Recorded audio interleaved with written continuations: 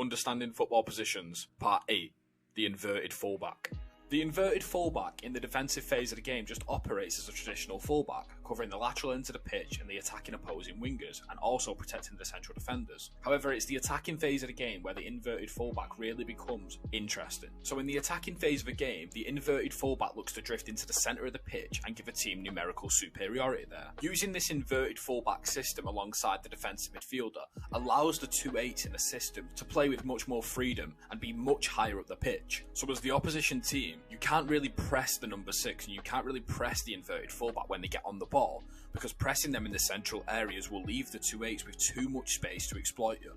The inverted fullback system is usually being used when a team is using a 4-2-3-1 on a 4-3-3. And whilst on paper the 4-3-3 and the 4-2-3-1 look very wing dominant formations, when the inverted fullback system is used it becomes very central heavy. This causes the defending team to always be narrow because of the amount of bodies that are operating in the central areas.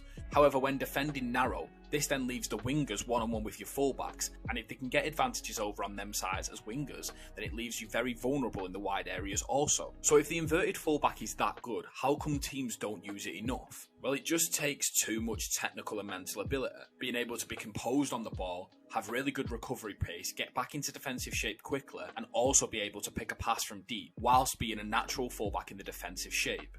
And this is why players like Philipp Lahm, David Alaba and João Cancelo are just so good.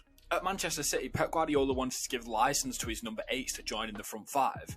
However, when they would do this, they would notice they were too light in the midfield areas, only leaving Fernandinho on his own. This sparks Pep's idea to play the inverted fullback system, and without having a recognised left-back already there, this system worked perfectly. They would leave the 2 centre-halves on their own, pushing in the inverted wing-backs to join the central defensive midfielder, and almost create a 2-3-5 formation. However, Pep's Bayern Munich inverted fullback system is a bit different. At Manchester City, Fernandinho is the lone defensive midfielder, partnered with 2 inverted fullbacks. However, at Bayern Munich, the defensive midfielder in that team at the time, Toni Kroos, was dropped into a back 2 to form a back 3 and played as a halfback, giving him more licence on the ball because Bayern Munich didn't have a recognised centre defensive midfielder.